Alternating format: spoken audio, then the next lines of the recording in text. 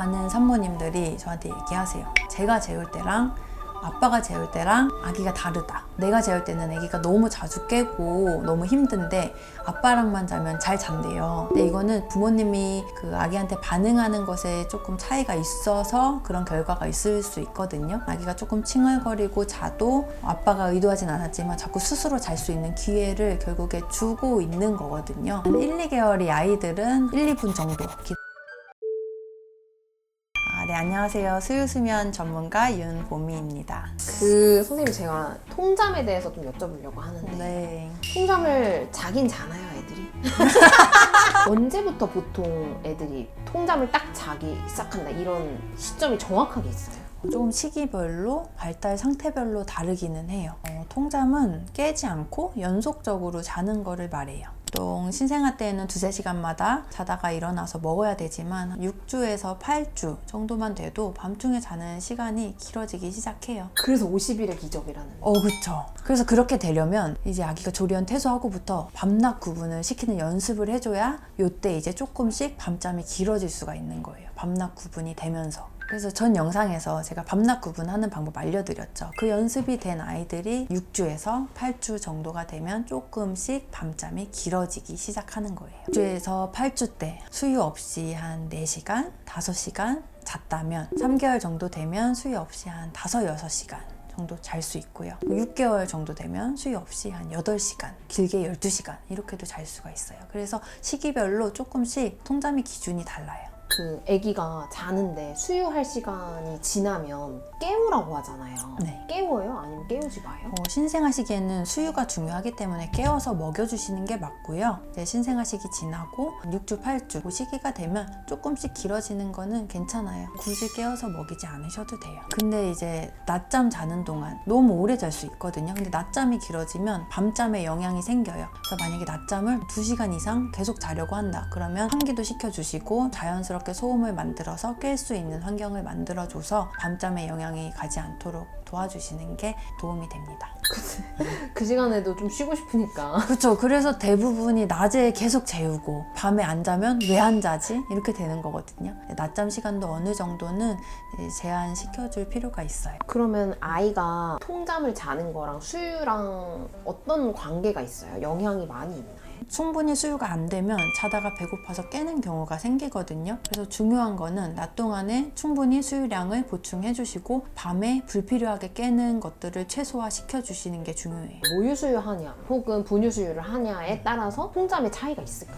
분유수유, 모유수유가 통잠에 직접적으로 영향이 있지는 않아요. 물론 모유수유가 분유수유보다 소화가 빠르거든요. 그래서 초반에는 조금 텀이 짧고 자주 깨는 것처럼 보일 수는 있는데 결국 아기가 자라면서 수유 텀이 조금씩 길어지고 스스로 자는 연습이 되면 통잠을 잘 수 있게 돼요. 그래서 모유수유가 통잠을 방해하는 건 아니에요. 그래서 보통 막수를 엄청 많이 하라고 하던데 밤 동안에 한 10, 20 이렇게 소량 조금 추가 보충을 하시면 도움이 될 수는 있어요. 근데 못 먹는 아기를 억지로 막 먹이시라는 의미가 아니라요. 잘 먹는다면 수유량을 늘려서 해보시면 조금 잠텀이 길어질 수 있어요. 통잠을 좀 더 빨리 재우는 방법이라던가 통잠을 더 길게 늘리는 방법들이 있나요? 크게 3가지 정도로 말씀을 드릴 수 있는데요. 첫 번째, 수면교육 중요성에서도 말씀드렸듯이 밤과 낮을 구분시켜주는 게 통잠에 굉장히 연관이 있고 중요해요.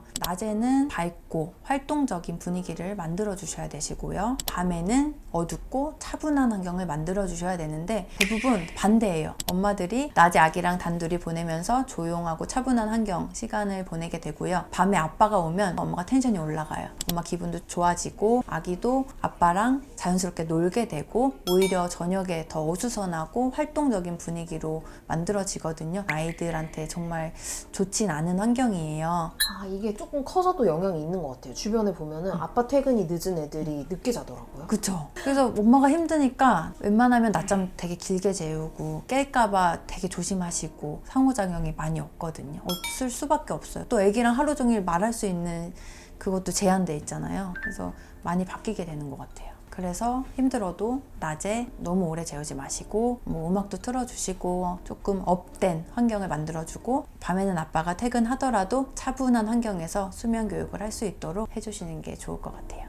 두 번째는 밤중 수유를 줄여주시는 거예요. 그런데 무조건 너무 이른 시기부터 줄이기보다는 아기 시기별로 맞춰서 차츰 줄여 나가시는 게 중요한데요. 밤중 수유 횟수가 줄어들면 그 시간에 자연스럽게 잠을 자게 되는 시간이 길어지기 때문에 통잠에 영향을 줄 수 있어요. 참고해 볼 수 있는 건 밤중 수유 횟수예요. 어느 정도 시기별로 밤중 횟수들이 정해져 있거든요. 근데 이 횟수가 정확하게 일치하는 건 아니에요. 그래서 이 횟수는 참고만 해주시는 게 좋을 것 같아요. 근데 아기가 계속 울면 그 시기에 거의 배고픈가 하고 물리는 것 같거든요. 근데 그런 거를 하면 안 되는 거죠. 그쵸. 일단 전 수유 텀에 아기가 충분히 먹었다면 바로 수유를 하는 게 아니고 아까 말씀드렸던 온도, 습도 이런 게 잘 맞는지, 뭐 기저귀 때문에 우는 건지 다른 환경들을 먼저 체크를 해보시고 그래도 운다면 이제 정말 배가 고픈가 생각을 해주시는 게 좋죠. 그래서 세 번째로 중요한 거는 아기를 믿고 기다려 주시는 건데요. 많은 산모님들이 저한테 얘기하세요. 제가 재울 때랑 아빠가 재울 때랑 아기가 다르다. 내가 재울 때는 아기가 너무 자주 깨고 너무 힘든데 아빠랑만 자면 잘 잔대요. 근데 이거는 부모님이 그 아기한테 반응하는 것에 조금 차이가 있어서 그런 결과가 있을 수 있거든요. 아기가 조금 칭얼거리고 자도 아빠가 의도하진 않았지만 자꾸 스스로 잘 수 있는 기회를 결국에 주고 있는 거거든요. 그래서 조금 아기가 울고 칭얼거리면 바로 개입해서 들어 올리기보다 너무 민감하게 아기가 칭얼거리는 게 무서워서 울음이 무서워서 들어 올리기보다는 조금 아기가 혼자서 다시 잠들 수 있도록 그런 기회를 자꾸 주시는 게 중요해요. 그리고 아기가 얕은 잠이라는 것도 있거든요. 자고 있을 수 있어요. 칭얼거리는 것처럼 보일 수 있지만 오히려 그렇게 들어 올리면서 아기가 확 깨게 되는 경우가 있거든요. 충분히 기다려 주셔도 돼요. 위험하지 않습니다. 조금 늦게 반응해도. 그래서 이 시간이 궁금하실 것 같아요. 한 1, 2개월이 아이들은 한 1, 2분 정도 기다려 보시고. 그렇게 길게요? 길어요? 1, 2분 동안 우는 거 그냥 봐도 돼요? 그래? 근데 제가 아까 말씀드렸잖아요. 아기 울음으로 듣지 말고 아기가 무슨 말을 하는지 살펴보시라고 했잖아요. 환경이 안 맞나? 뭐 기저귀가 안 맞나? 이런 거 체크만 해도 시간이 벌써 많이 지나가요. 그래서 1, 2분 정도 한번 기다려 보시고 한 3개월 이후 아이들 같은 경우는 3분, 5분부터 해서 길게는 15분까지도 기다려 주셔도 괜찮아요. 통잠을 아예 못 자는 애도 있어요. 그 어떤 애들은 지금도 되게 자주 깬대요. 그런 경우에는 몇 가지 체크해 보시는 게 좋을 것 같아요. 아기가 먹으면서 수면 욕구를 해소하고 있지는 않은지, 아니면 먹다가 잠들고 있지는 않은지, 자기 위해서 수유를 하는 경우는 아닌지, 그리고 뭔가에 의존해서 인면하고 있는 건 아닌지, 이런 것들을 체크해 보시면 좋을 것 같고. 그 쪽쪽이 물고 자는 애들은 괜찮아요? 쪽쪽이 같은 경우는 아기가 이제 잠들기 전에 칭얼거리거나 안 달래질 때 활용을 하실 수는 있어요. 네, 나중을 생각하셔야 되는 게 쪽쪽이 셔틀이라고 아마 들어보셨을 거예요. 그래서 나중에 쪽쪽이 없이 못 자는 아이가 될 수도 있거든요. 그래서 너무 쪽쪽이에 의존하지 않도록 잘 활용하시는 게 좋아요.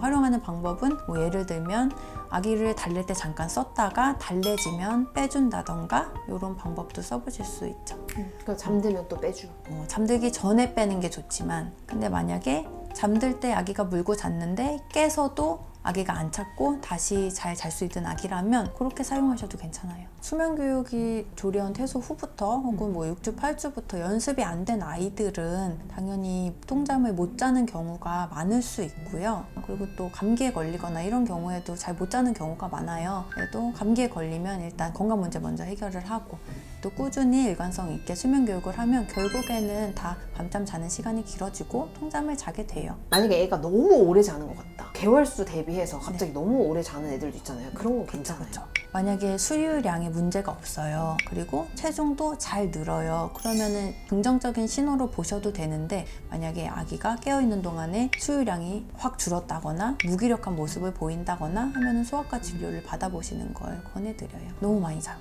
근데 대부분은 긍정적인 신호예요.